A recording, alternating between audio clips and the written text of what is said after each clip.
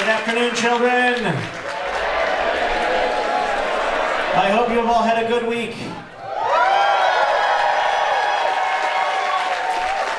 Dr. Smolpin, as you all know, at this moment, would you all please rise? Sorry.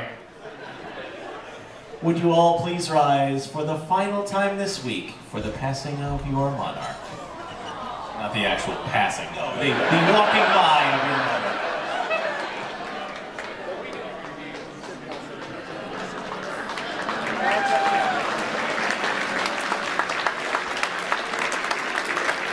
The great king he has been. A grand and benevolent king. King Flowing Locks. The fertile. Escorted once again by the Long Hair Brigade. Thank you, King Boss.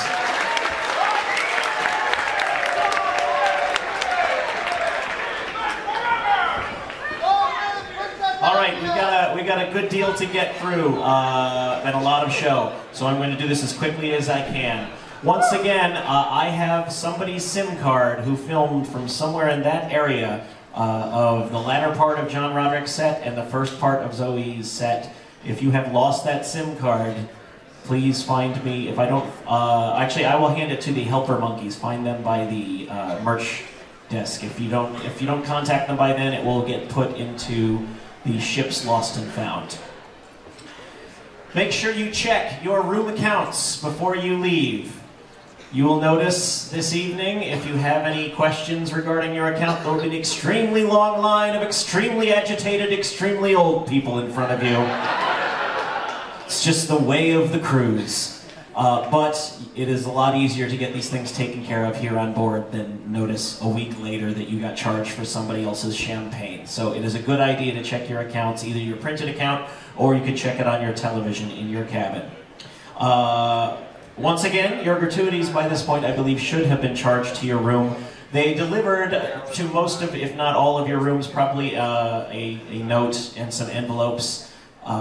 Those are only if you wish to add any additional gratuities to your head waiter or room steward as such. Your standard recommended gratuities have all been taken care of. That said, we certainly encourage, if you have been particularly pleased with any of the service you have received, to thank your staff greatly through money and the filling out of your feedback form. That is an extremely valuable thing for the staff that have been working hard for you. Please give it up for the entire staff also.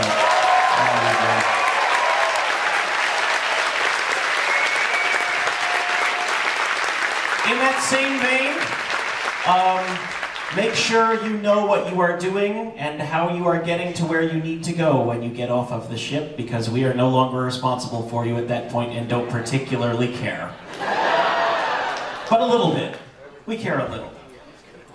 Immediately following this show, at the end of the show, when all the performers will be on stage doing that traditional thing that we do at the end of the final show, we will be gathering everyone towards the center of the stage for a performer group picture. If you are interested in catching a snap of that, you can get ready for that. If not, they need to turn this room over relatively quickly following the show. So if you are not staying to take a picture of the performers, we ask that you get the hell out.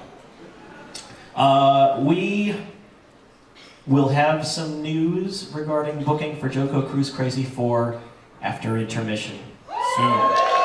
Soon. Finally, speaking of the RCI staff, we have a few of the department heads here with us. We're very glad to have been working with them all week, and we wanted to acknowledge them to please come up on stage. Food and Beverage Director Rodney.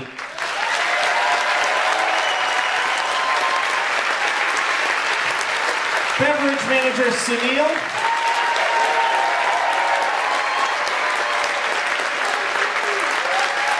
Marketing Director Melissa.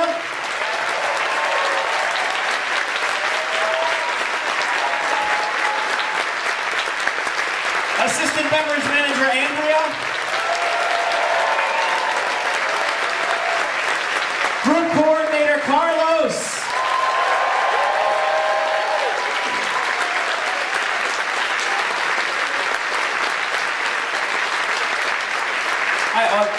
And also, I don't know if he's here, but broadcast and digital signage. Andrew, are you here? There he is. Coming down. Please give it up for your RCI staff.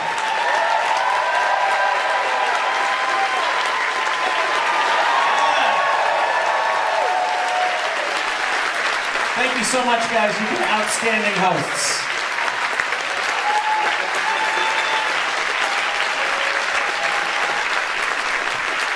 We recommend you all for transfer to the Independents next year so we can work with you then.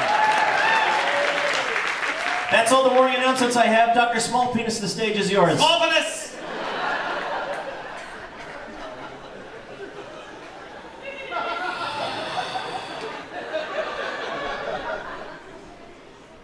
I barely need to introduce this man. You know him. Well, you have hot tubbed with him, I'm sure. He has written books. He has been on television. I have written his theme song 7 or 8 times over. But tonight, he does not need that theme song. He has transcended me, ladies and gentlemen. I know. Nonetheless, will you please welcome my very good friend, John Hodgman.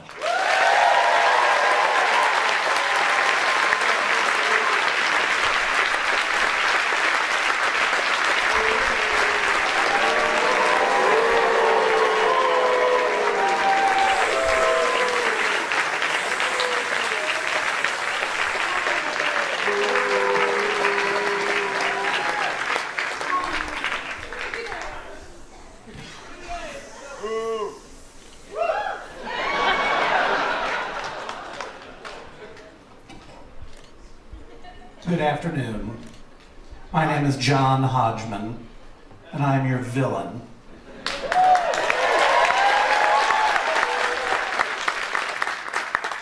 I'm not a villain. No, I'm not. We could play this game forever, because I know you people. You get a catchphrase, you gnaw that shit to death.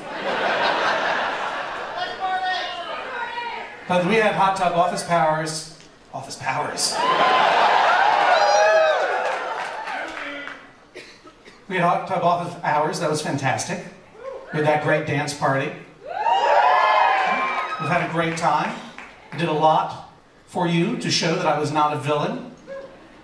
Makes me wonder why the fuck I have to do this now. Haven't I done enough for you weirdos yet? I guess not. Well, I do need you to do something for me. For sometime later in the performance, I will need to wear a woman's dress. So if you are a person who has a spare gown that you think might fit me, 36 waist, 44 regular, inseam 29. May I ask you please to go to your stateroom and get it? Do I have a volunteer? Seriously, yes? Okay. I'm pointing at the first person who, you were yelling at me before, right? Yeah. Please go and get the dress. Yes, you.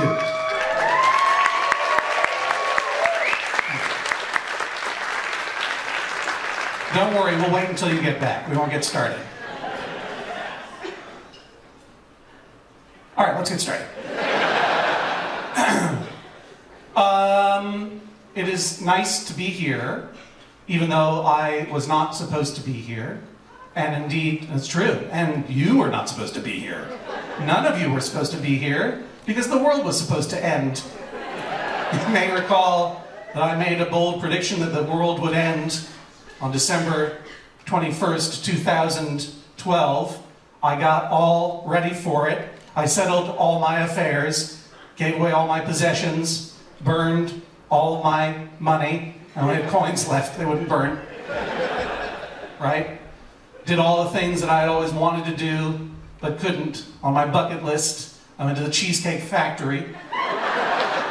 I had the shrimp bistro pasta, which you may have seen in the news earlier, was rated by the National Institute of Science Nationalism or whatever, as the most caloric entree available in a commercial establishment, 3,120 calories. Unless you order double shrimp, which I did. Well, first of all, it was only 35 cents, which is great because I only have coins. Also, I thought everyone was going to die in flame and fire and drown in blood. So that was something I regretted. Then I did some other things that I'd always been meaning to do. I went down to Mexico and fulfilled my lifelong dream of sabotaging a cruise ship.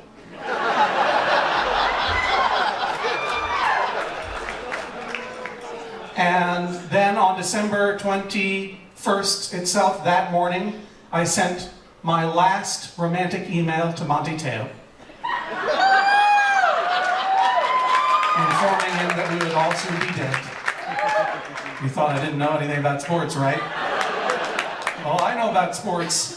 When a sportsman's being tricked, that's delicious. That's like the off-the-menu curry of sports clothing. And then I went into my survival brownstone in Park Slope and waited for it all to come down, and it didn't. The blood wave didn't happen. The Omega Pulse didn't happen. The dog storm didn't happen. It was very, very embarrassing.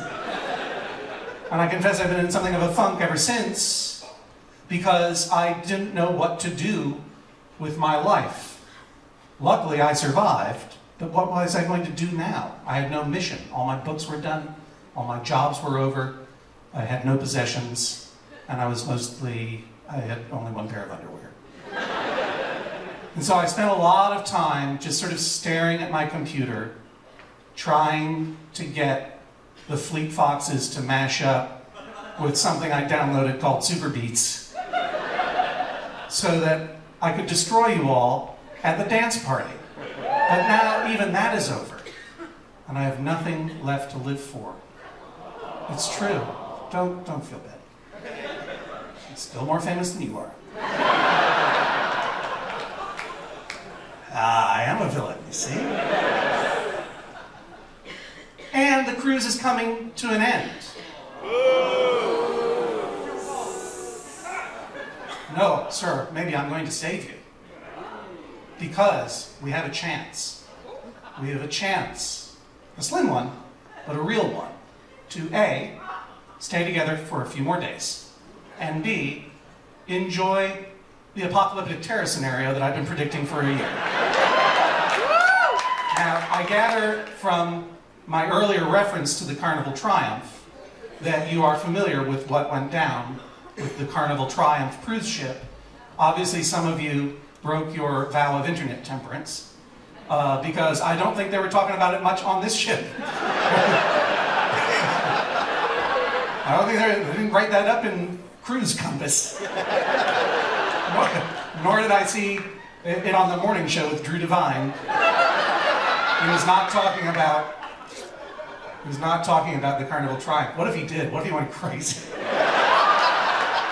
And just started talking about shipwrecks? Like, what if he was just smashing butter sculptures of the Andrea Doria on a huge screen, going, "It could happen again, they haven't fixed anything!"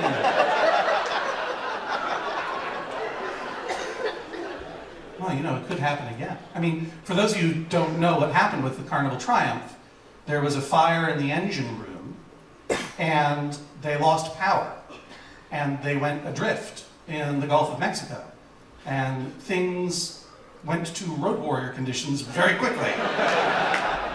Right?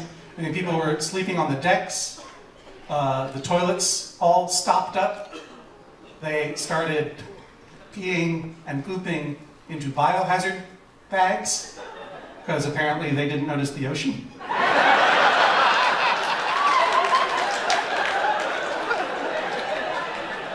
And they lived like this for several days. And it got worse and worse, and only, was it yesterday or the day before yesterday, they were finally towed in by tugboats to Mobile, Alabama, as if things couldn't get any worse.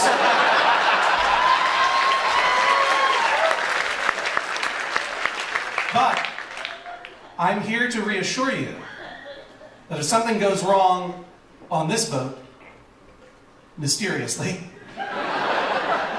sometime after I leave the stage, if something were to happen, there will be order. And I've drafted some emergency protocols that I'm going to walk over to the bridge in a little while. So we can start putting some of these things in effect now. So let's see. Okay, first of all, if we lose power and are adrift in the middle of the Caribbean, all karaoke will be rationed. You will only be allowed to do karaoke 7 times a day.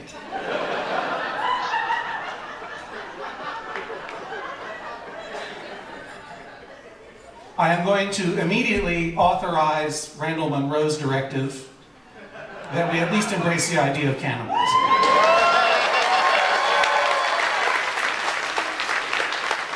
It's a harsh measure, but a necessary one. And we're going to drain the hot tubs, the site of the nerd stew, and we're going to fill it with actual stew. And I'm not going to tell you what's in the stew. We'll just call it off the menu curry. We'll just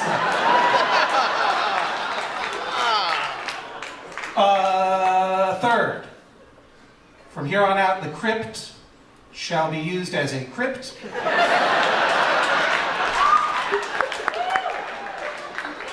It's going to be pretty much the same. Right. You know why they call it the crypt, right? Because it's always so fucking dead in there. Right. I know.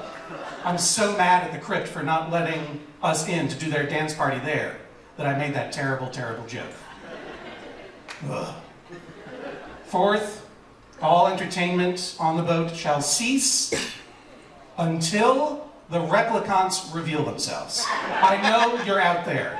I have been watching very carefully. It's just a question of who. In fact, why don't we just get this out of the way now? Replicants, reveal yourself. Yo! You, sir? Right? Right here. Okay, Here. all of you go. Seriously, I'm not doing this until you're out of your seats. That's what you get for audience participation when I'm on stage.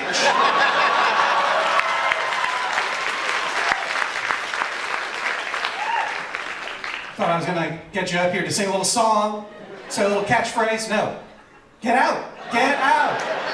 At least 2 of you have to get out. I don't care where you go, but I don't want to look at you for the rest of this thing.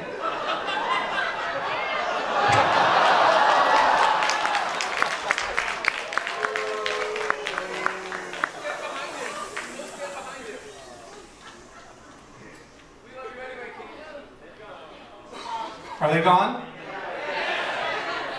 You'll thank me.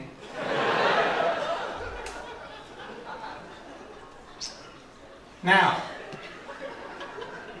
you may ask, what if the captain becomes incapacitated, right? What if he has a mental breakdown? If you listen to his 45-minute monologue yesterday on the history of Hispaniola, we might be in a dangerous situation. We might be in a mutiny on the bounty situation. Or what if he just injures himself or is accidentally roofied by me?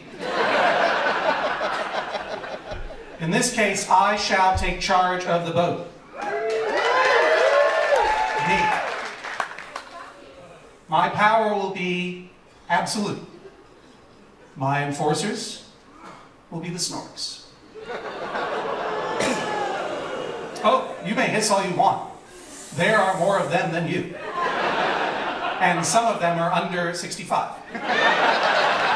And all of them hate you. And because I am one of the very few people in this room who have been on broadcast television, they will do whatever I tell them to. And Jonathan, sorry, he's good for a nerd cruise, but for a dictatorship, he's not the guy. He'll be treated well, he will be deposed, and confined to the royal suite with his royal family. Will Wheaton will be put in the brig. It's nothing against Will.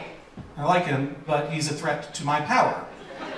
Because the snorks are going to recognize someone on television, and it may be that they will rally to his banner because more people have seen Big Bang Theory than my 3 episodes of Bored to Death. So I have to get rid of him. And in order to neutralize his standing with the snorks so that he doesn't raise an army against me, it's very simple. I'm just going to broadcast all of the secret recordings I have made of Will trashing the snorks. You know what you said, Will.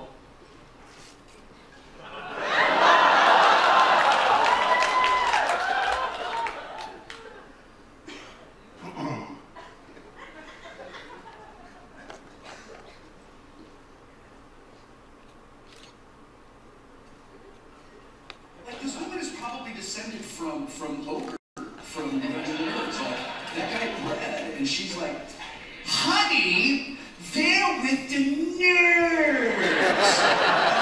You know, it's really offensive and rude to group a bunch of people together because they live a certain way or like a certain thing, and I really don't appreciate you judging me like that, you fucking snork.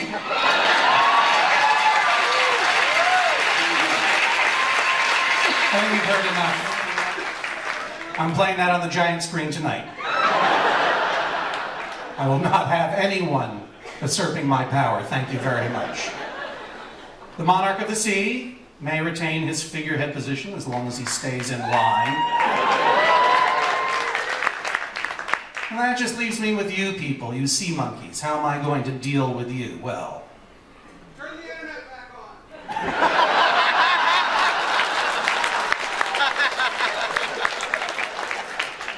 anyone who disobeys my orders, or indeed tells me what to do,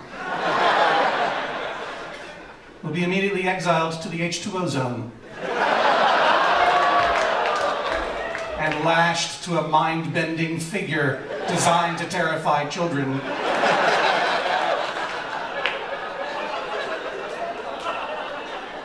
Now, with regard to your spirit animals, you'll be allowed to maintain your primitive religion. That will give you some solace to take your mind off the miserable conditions you're going to be going through. Now, of course, all animals are equal, as we have read. But dictatorships are maintained by dividing people into arbitrary status classes. And therefore, the new caste system for animal holders is as follows. Top, best animals, full privileges, zebra. Better than yak, better than xerus, better than wolverine, better than vulture, better than ursus, better than turtle, better than swan, better than raccoon, better than panda, is better than penguin, is better than ostrich, is better than North American bison, is better than moose, is better than lamb, is better than kangaroo, is better than jaguar, is better than giraffe, is better than fox, is better than elephant, is better than dog, is better than cow, is better than bunny, and asses are the new untouchables. So have fun hating each other. There is a mystery class called the Society of the Hippo and Iguana, in which all of the best privileges are awarded to you, and that is just, that doesn't actually exist because those animals are mythical. And I just use that to keep you in a state of constant, anxious desire. Anyone who actually goes to hippo or iguana is getting too powerful and has to be thrown into the sea. So I know how this sounds. Sounds a little villainous. But listen, villainy is the reason that you guys are going to be able to survive. Because this is going to be a bad situation. Resources are scarce. Even now, at full power, the Windjammer is basically an uncontrollable mob, right? I mean, it's like one thin sneeze guard of civilization just needs to crack a little bit, and that's going to turn into a WTO protest. John Roderick's going to put on his FBI suit and lay down some justice. So the reality is that when the shit goes down, or rather gets put into a biohazard bag, you're going to need me. You're going to need some old media, top-down dictatorship. Law and Order, right? It's not a web series. It's a broadcast television series. You're not going to be able to stop a gang of norovirus-infected Purell jackers who've stolen machetes from the American Carvery Station with your fez and your utilikilt and a kick-started documentary about the lost Tim Burton Superman. No. You're going to need the iron fist of me, your emperor. Remember me? The one who got rid of the replicants? That's me. You're going to need my justice, my judgment, my juryment, and my executionment. So, I am now going to call to order a special at-sea court of Judge John Hodgman. Before we do that, though, Matthew, could I have a little bit more light up here? It's a little dim. Could I have my special light, please? Thank you.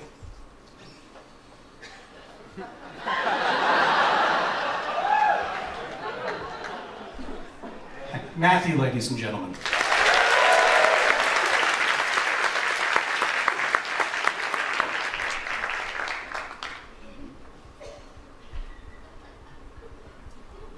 What's going to happen? Yeah.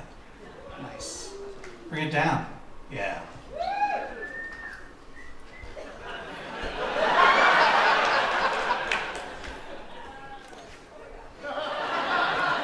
That's not going to work. And now, may I have my very special guest bailiff, John Roderick, please bring me the robes of my authority.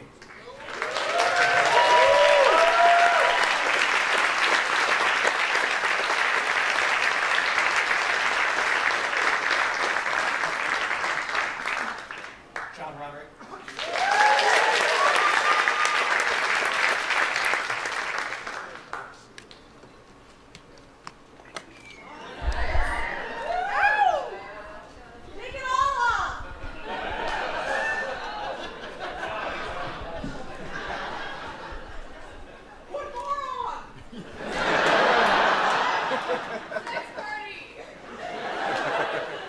Cannot wait till Mr. Bates gets out of prison. That was just my test run of a Down Abbey reference for you people. It may or may not come up again. All right, now I'm going to go to my chambers, and John Roderick will call the court in session.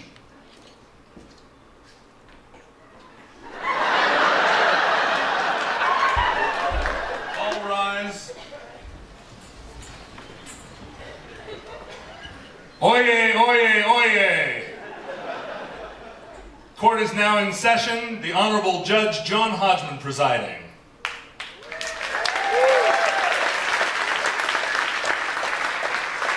Thank you. You may be seated.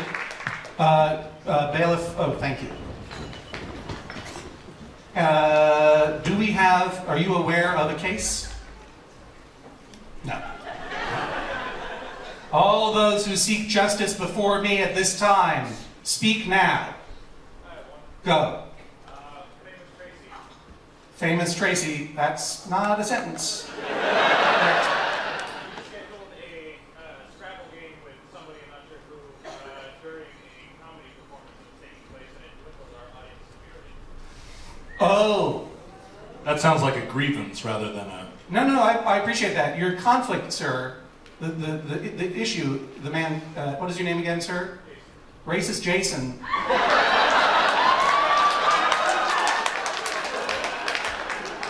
Takes issue with the fact that Famous Tracy scheduled her and my Scrabble match during the open mic. And that he believes that that is why no one came to see him do comedy.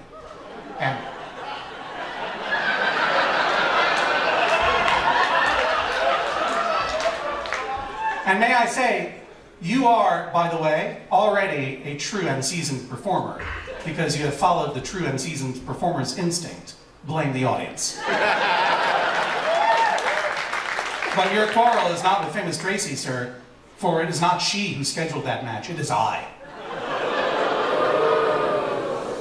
And I was not aware, and I apologize. This is the sound of a gavel.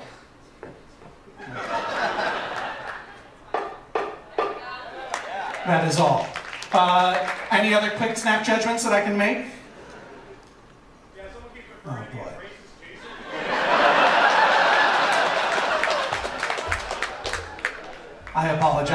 I apologize. I sentence myself from here on out to refer to you only as racist.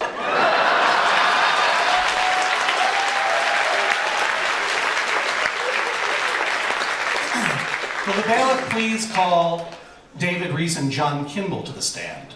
David Reese and John Kimball, please take the stage. Here they come.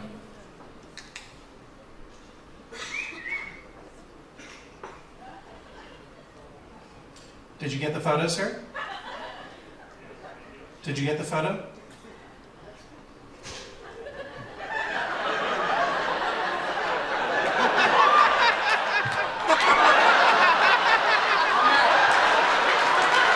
Give me your phone. Get out.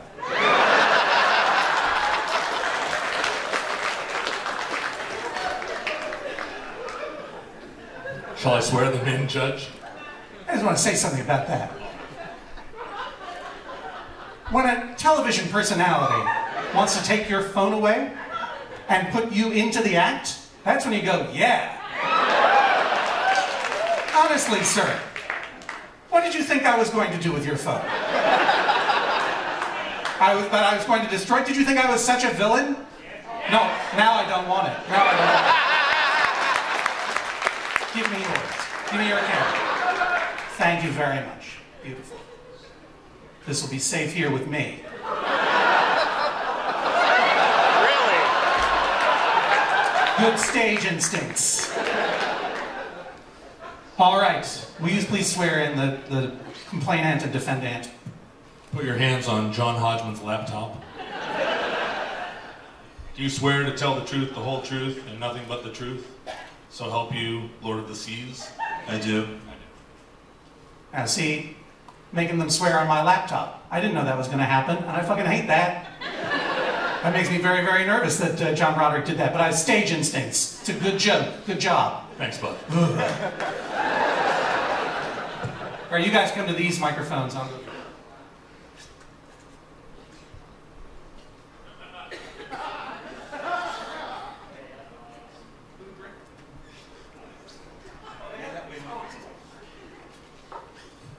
Who brings this case before me, the judge? I do. And what is the nature of your complaint? John tricked me into looking at the internet.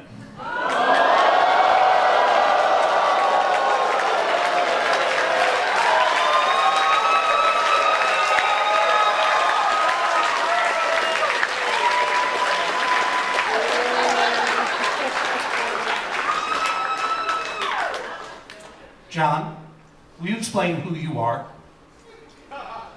Like what? Does everyone know who John Kimball is? John, will you explain who you are? I am David's childhood friend. We met in 7th grade, and we've been friends since then. And you are here on the ship with him as his salt wife?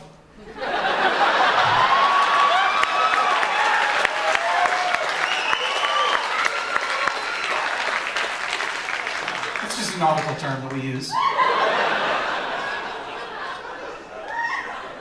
How do you respond to this charge? Yes, I did it. And how did you trick him? I thought he had to see this. And I told him a lie. I told him that I had a video, and he said, "Is this the internet?" And I said, "No, I already downloaded this before I came on the ship." But I thought he needed to hear me. I thought he needed me to lie to him, because I thought he really wanted to see it. And so you admit to malice. Yes. You admit to deception. Yes. And what was this that he needed to see? Yeah, that's the thing. I mean, Order.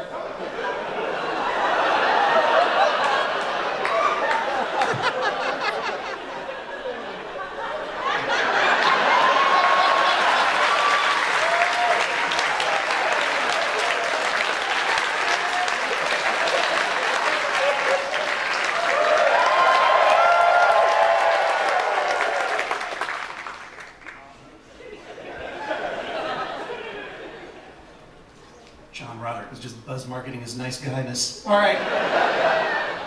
What was it that he forced you to watch?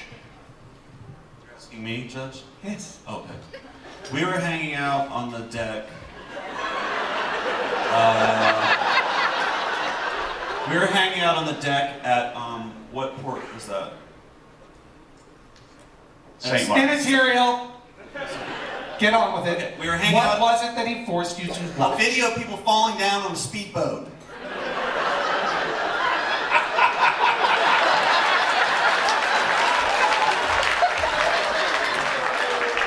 He made me watch it 3 times, bro.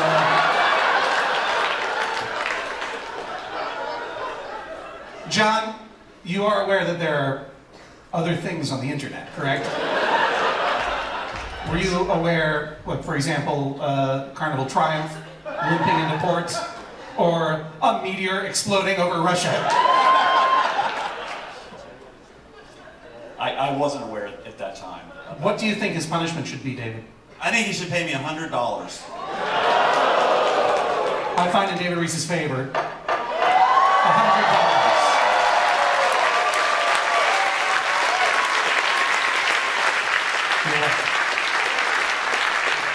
Please explain to Sarah. Wow. Justice was swift.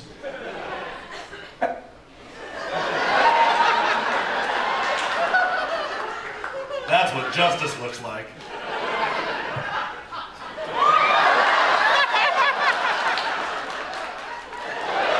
Get it in action? Here, one more time.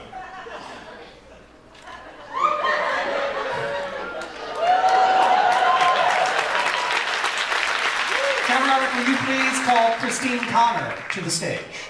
Christine Connor, please come to the stage. Here she is. Hello, Christine. You look lovely. Thank you. How are you? Well, We need the defendant. Who are you bringing before this court seeking justice? my husband, And who is your husband? his name is Jonathan Colton. Please bring Jonathan Colton to this Jonathan court. Colton, take the stage.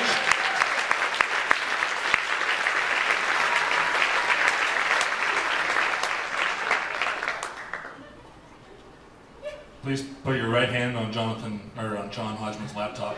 Watch This isn't it. your Watch it laptop. there, bailiff. This is an interim position. Do you swear to tell the truth, the whole truth, and nothing but the truth, so help you, Lord of the Seas? I do. Yes. Very well. Christine, you bring this case against your husband, I do. and what is the case that you bring? It involves utensil arrangement in the dishwasher.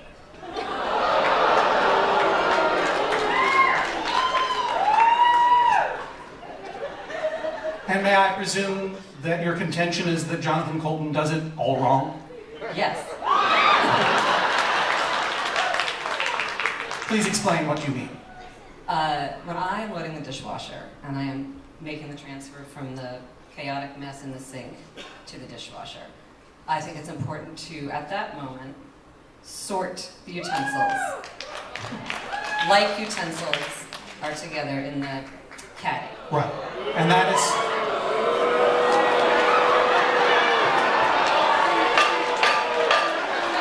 Order!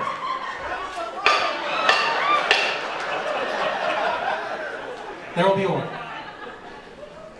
So that is how you load the dishwasher that one time you loaded the dishwasher?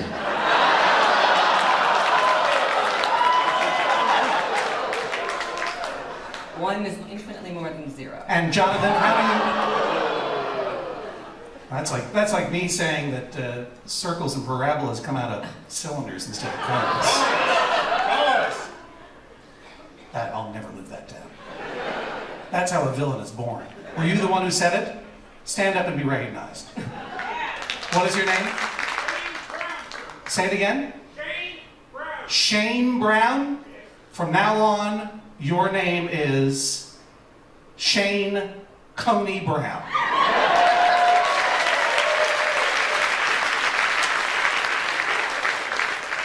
comma, racist, comma, Esquire. Jonathan, how do you respond to this contention?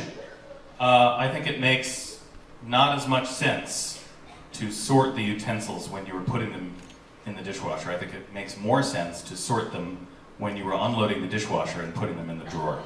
No.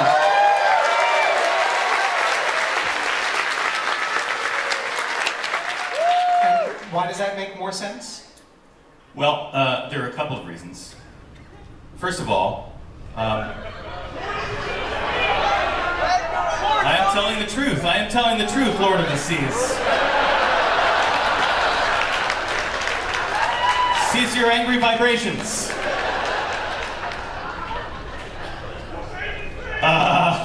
It's the 6 train. Yeah. Well, there's two reasons, two primary reasons. First, you know, either way, it's the same amount of work. You're sorting. No. Okay.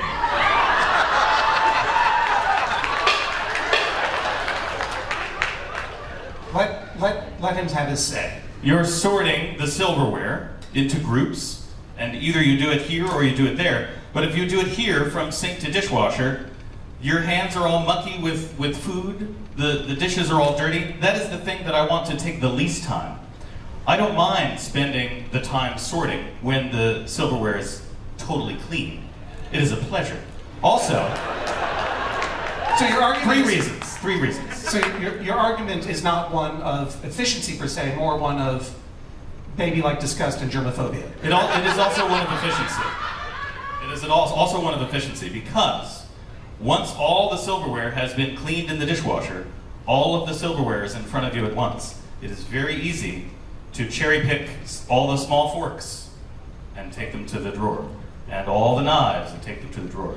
Why are you taking them to the drawer? The third, that's how our kitchen's like.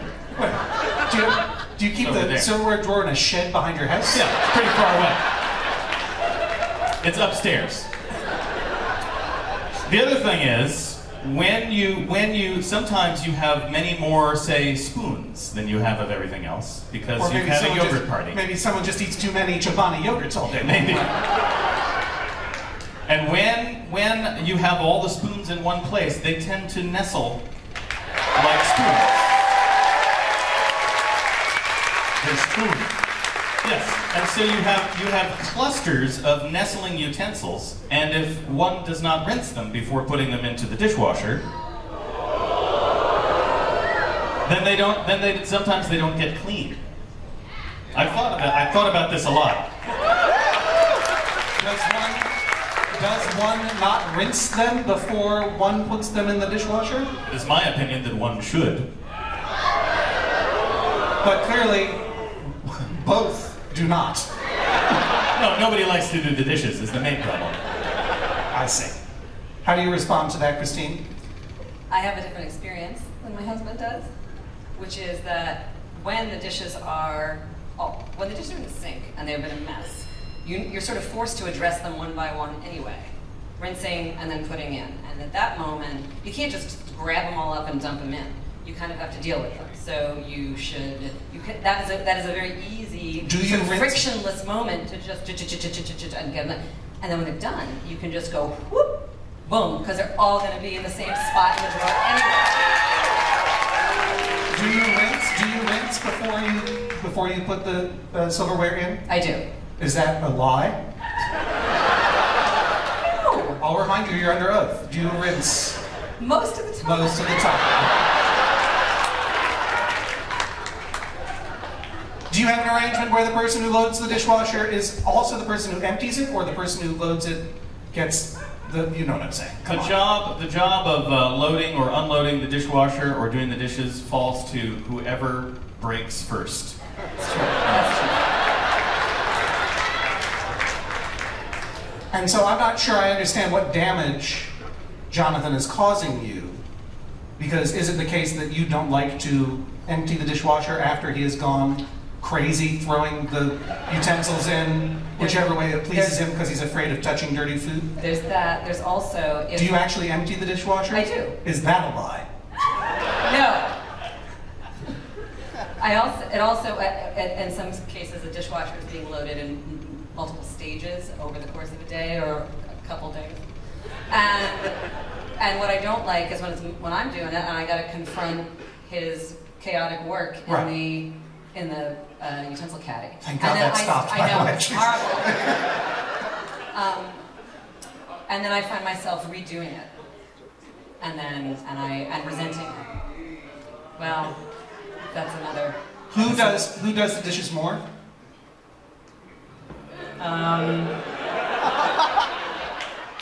Your housekeeper. Alice. You would seek from me that I force Jonathan into a consistent silverware sorting scenario for all time. Is that the case? Yes. That's what you would want me to enjoin him to do that. Yeah. And Jonathan, do you seek a reverse order that Christine stops sorting those things and start having a normal life where she can actually get out of the house? I just want to be able to, handle the silverware the way I want to handle the silverware. I want the freedom to make my own decisions.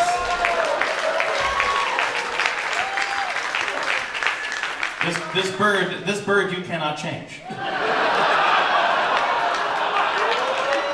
And just so that I have a sense from the mob, how many people agree with Jonathan?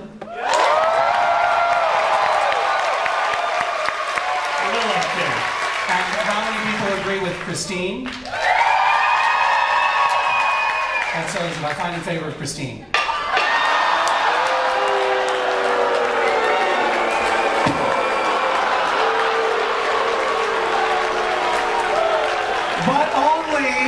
But only because it would make more of you upset. Not on the merits of the case. That seems fair. I do think that Christine's system is better, but I suspect that she puts it into practice once a year.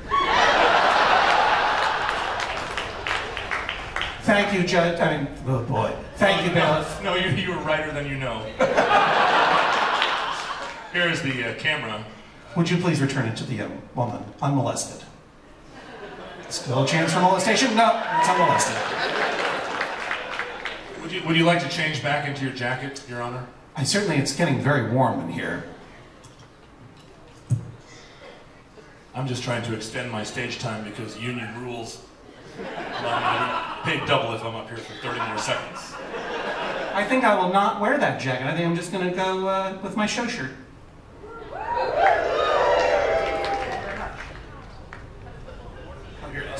Thank you, John! John Roderick, ladies and gentlemen.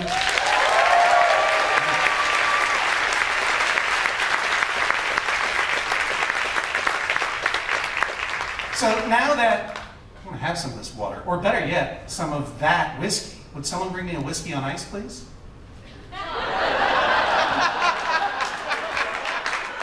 I think that guy might be a replicant too, but maybe he doesn't know it.